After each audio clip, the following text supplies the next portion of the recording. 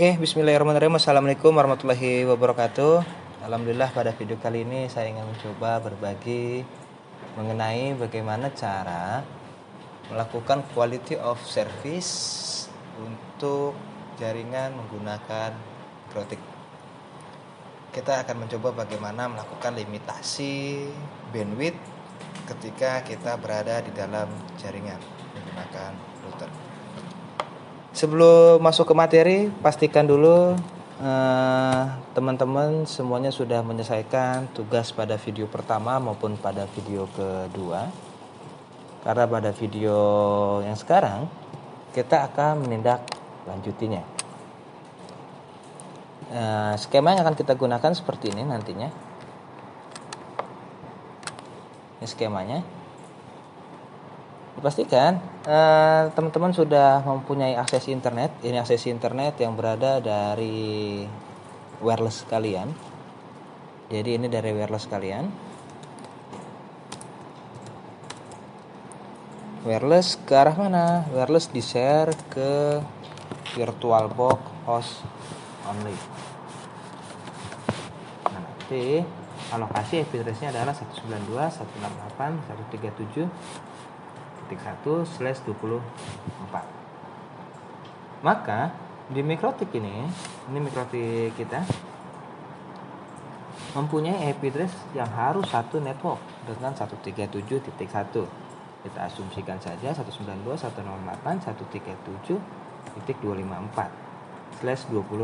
dan gateway-nya adalah alamat yang ada di dalam jaringan ISP itu.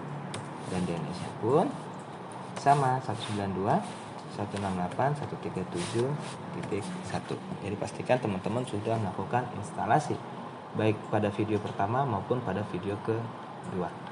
Lalu dari mikrotik akan diarahkan ke klien.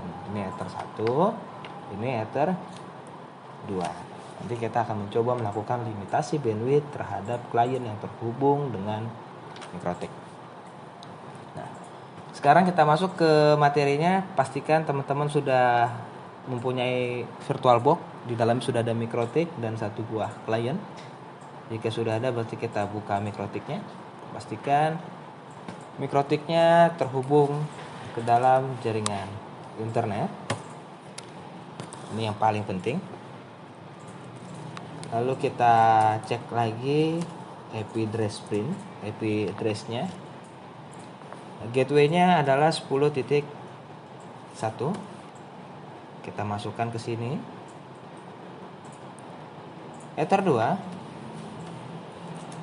10.10.10.1 slash berapa?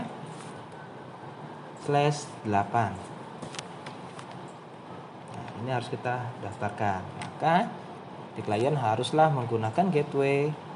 IP di klien berapa? IP di klien boleh dari 10.10.10 sekian /8. Gateway-nya adalah 10.10.10.1 serta pula DNS-nya. DNS bisa ditambahkan 192.168.137.1 alamat yang dari ISP-nya. Nah, selanjutnya ketika mikrotik sudah terhubung dalam jaringan internet adalah kita melakukan uji konektivitas dulu pada klien. Dipastikan pada klien kita melakukan uji konektivitas. Ini mungkin saya perbesar dulu di kliennya. View screen resolution-nya saja saya perbesar. Kita gunakan yang 1024 agar lebih terlihat. Di klien kita bisa buka command prompt. Kita uji dulu konektivitas dari klien ke gateway, yaitu menggunakan perintah ping 10.10.10.1. Pastikan konektivitas dari klien menuju gateway sukses. Habis itu kita uji konektivitas dari klien menuju akses internet. Nah, di sini klien sudah dapat terhubung ke dalam jaringan internet. Kita lihat alokasi IP address yang terdapat pada klien.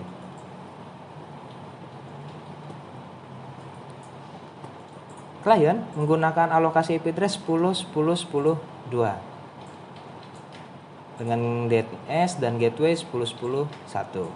Kita tambahkan ke paintbrush-nya kembali. Di sini klien adalah 10 10 2. Nanti kita akan mencoba melakukan limitasi penggunaan bandwidth pada klien ini. Bagaimana?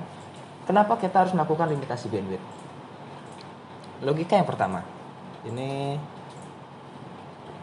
terdapat mungkin satu buah klien. Kita tambahkan, contoh ini di dalam sebuah warnet. Di dalam warnet tersebut ada 3 buah klien. Klien pertama, klien kedua, klien ketiga. Klien pertama di dalam warnet tersebut mungkin melakukan akses terhadap YouTube saja. Klien kedua di warnet mungkin browsing biasa, browsing untuk tugas. Klien ketiga mungkin game online. Nah, tiba-tiba di dalam warnet tersebut ada yang baru join, ada klien keempat yang baru datang. Namun klien keempat tersebut datang bukan membuka YouTube, bukan browsing game online, tapi klien tersebut mengakses situs dewasa. Maka nantinya klien-klien yang sebelumnya melakukan akses YouTube, melakukan browsing, melakukan game online, ketika operator warnet tidak melakukan manajemen bandwidth, maka akan teriak klien-klien yang 3 sebelumnya, "Woi, siapa yang pakai bandwidth gede? Siapa yang download?" Nah, hal ini terjadi ketika kita tidak memberikan manajemen bandwidth untuk layanan jaringannya. Nah, hal ini adalah hal yang paling penting ketika kita mengimplementasikan mikrotik di dalam jaringan. Kita harus mempertimbangkan alokasi bandwidth-nya. Kita bisa mempertimbangkan apakah masing-masing bandwidth klien keempat mungkin 1 mega, klien kedua 2 mega, ini 2 mega, 2 mega. Bisa kita bagi.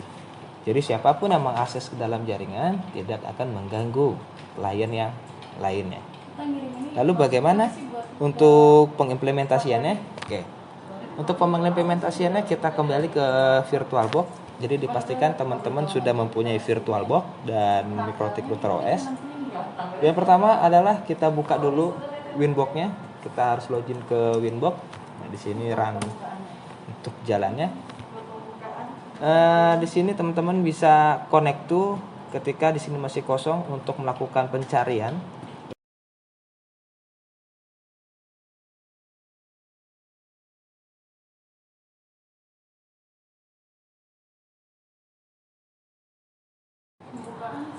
Nah, selanjutnya ketika kita ingin melakukan konfigurasi, hal yang pertama kita lakukan adalah kita pilih OK dulu.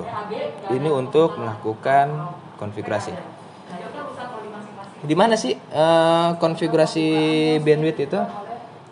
Konfigurasi bandwidth berada di menu GUI. Nah, di sini kita bisa melakukan manajemen bandwidth. Sebelum kita melakukan pengimplementasian bandwidth, kita uji dulu konektivitas dari klien ini.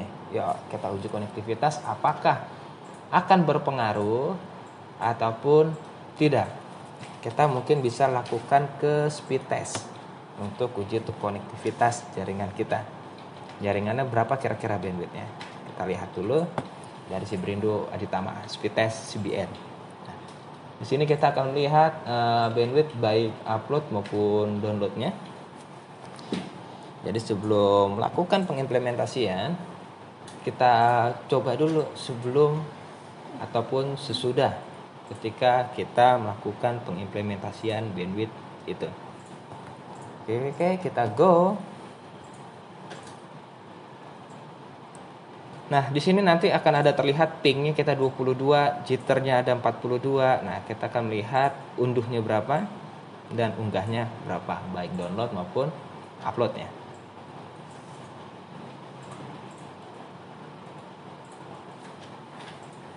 Kita lihat berapa, tembus ke 10. Oke, 6,9. Sedangkan untuk unggahnya kita lihat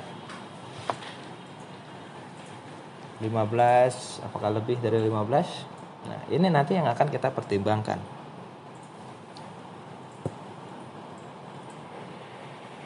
Kita akan melihat perbedaan sebelum maupun sesudah. Sebelum adanya pengimplementasian bandwidth, di sini untuk unduhnya 6,9, untuk unggahnya 14,4. Lalu bagaimana ketika sudah dilakukan pengimplementasian manajemen bandwidth? Hal yang pertama harus kita lakukan, kita harus tahu dulu IP address-nya berapa. IP address yang akan kita limitkan. Kita bisa masuk ke menu IP, lalu ke ARP. ARP itu Address Resolution Protocol yang mampu membaca IP address maupun MAC address dari setiap device ataupun dari setiap perangkat yang terhubung langsung dengan router kita. Di sini ada sebuah klien dengan alamat 10.10.10.2. Nah, berarti alamat ini bisa kita limitkan sebagai contohnya. Kita akan melakukan limitasi terhadap klien dengan alokasi 10.10.2. Name-nya mungkin kita bisa QUI.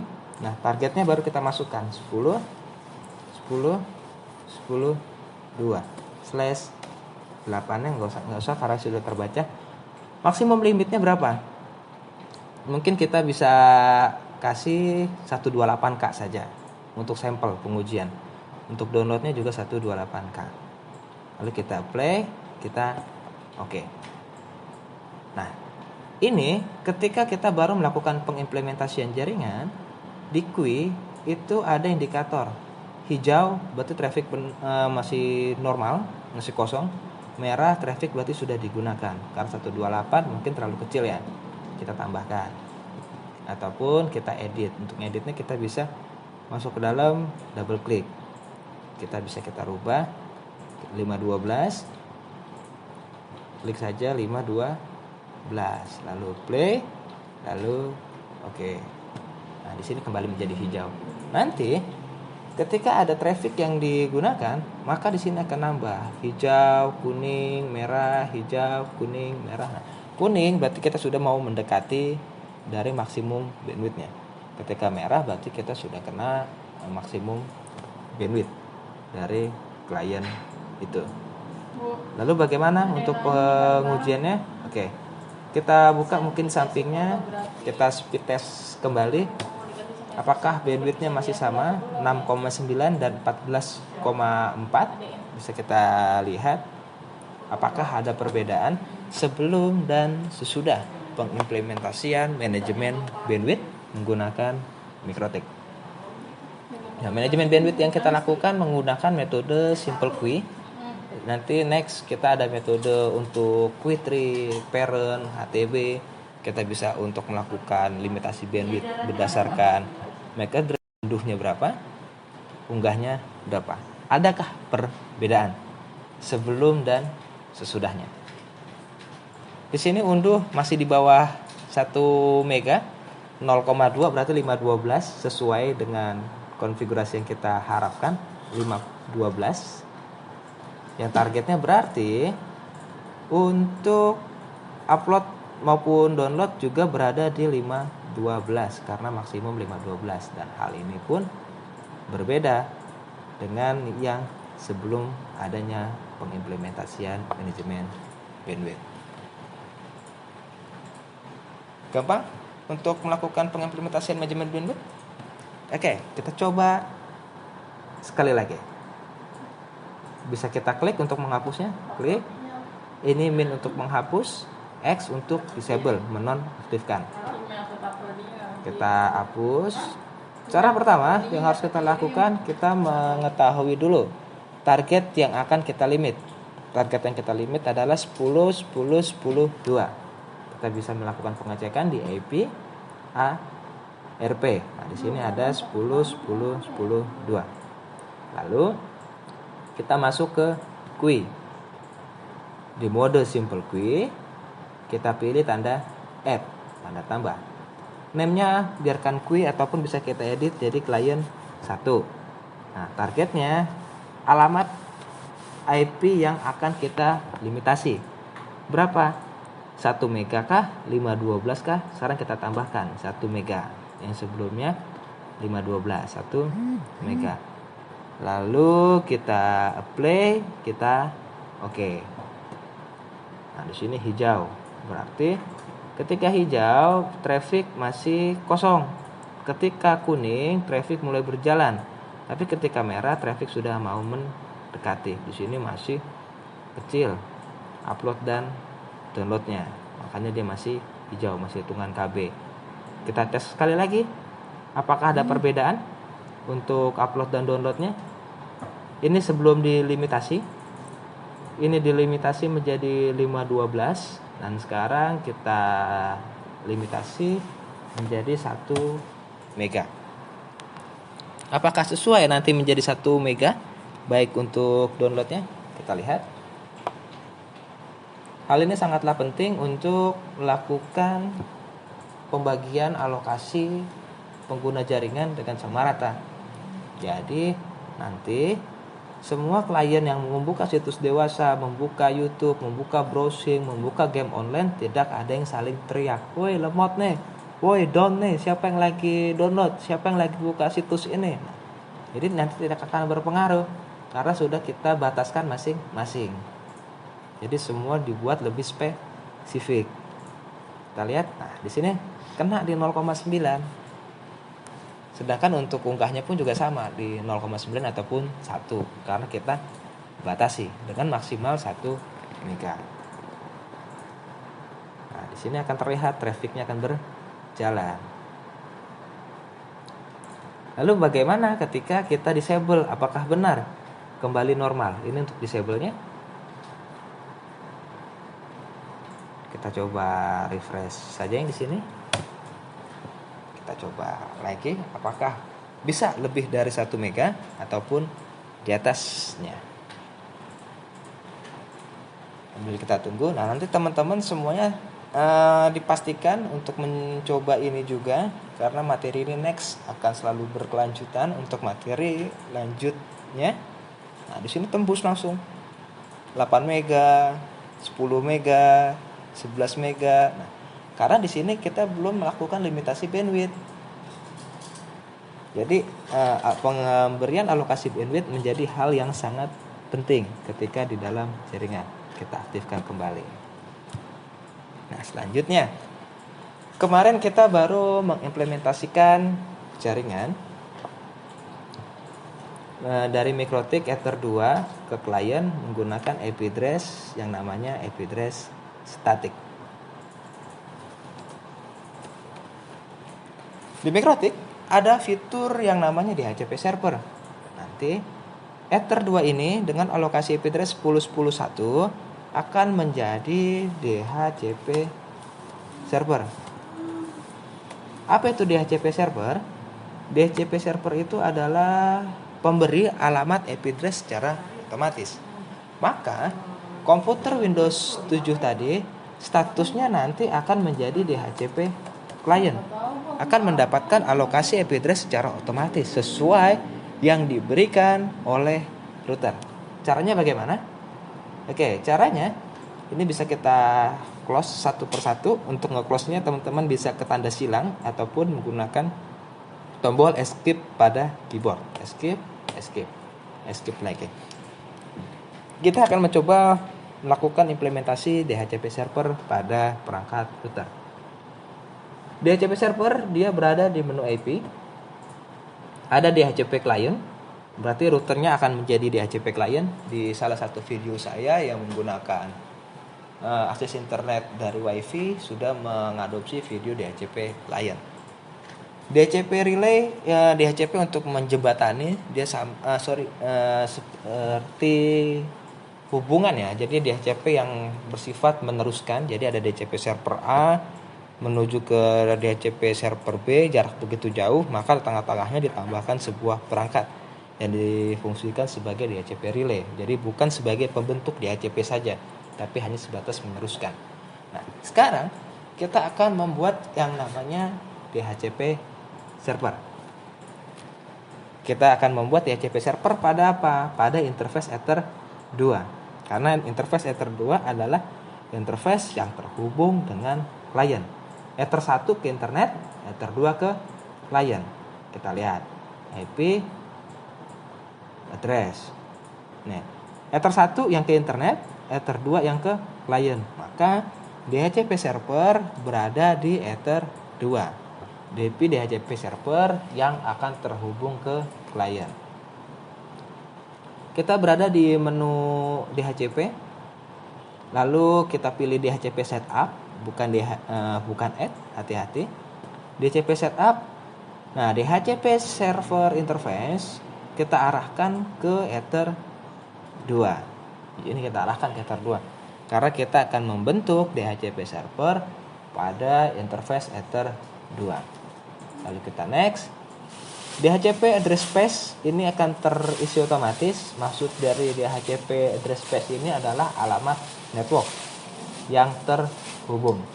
Karena ketika kita berbicara IP 10.10.10.1/8 itu adalah IP address kelas A, maka networknya adalah 10.0.0.0. Jadi teman-teman pun harus dipaksakan memahami cara kerja dari IP address dan subnetting. Karena next sampai semester 7 dan 8 pun juga ada pembahasan tentang bagaimana subnetting itu. Kita coba next.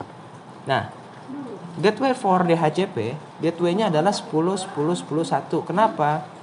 Gateway baik pada DHCP maupun statik sama, adalah 10.10.10.1. Karena DHCP itu adalah gerbang pada klien agar dapat terhubung dengan router, sama-sama 10.10.1. Karena yang didaftarkan di sini adalah 10.10.1.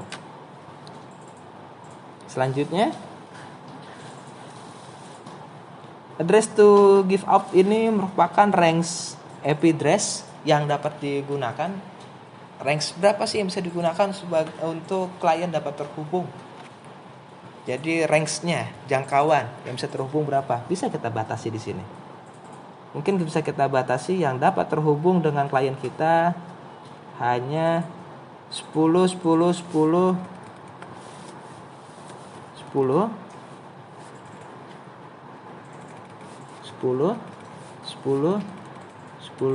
sampai 10 20. Yang artinya hanya dapat digunakan oleh 20 klien saja dengan alokasi IP address dari 10.10 sampai 10.20. Di sini statiknya 10.2. DHCP-nya nanti 10.10 sampai 10.20. Jadi kita batasi yang boleh terhubung siapa saja. Berarti yang dapat terhubung dengan DHCP kita hanya 10 klien. Lalu kita next. DNS server ini pun juga akan terisi otomatis di 192.168.137.1 ataupun teman-teman bisa menambahkannya. Di sini ada tombol menambahkan di bawah ataupun di atas untuk menghapusnya. Kita tambahkan gateway-nya saja 10.10.10.1. Lalu kita next. List time itu merupakan billing. Jadi kalau kita ke warnet main billing setengah jam, 2 jam, 3 jam. Nah, di Mikrotik itu namanya list time. Kalau kita anak warnet kita bilang billing ya. Kalau kita main apa tuh kita bilang durasinya. List time ini sesuai dengan kebutuhan. Di sini berarti 3 hari nonstop atau bisa kita rubah menjadi di sini jam 20 pertama dia jam, selanjutnya ini menit, di sini adalah detik.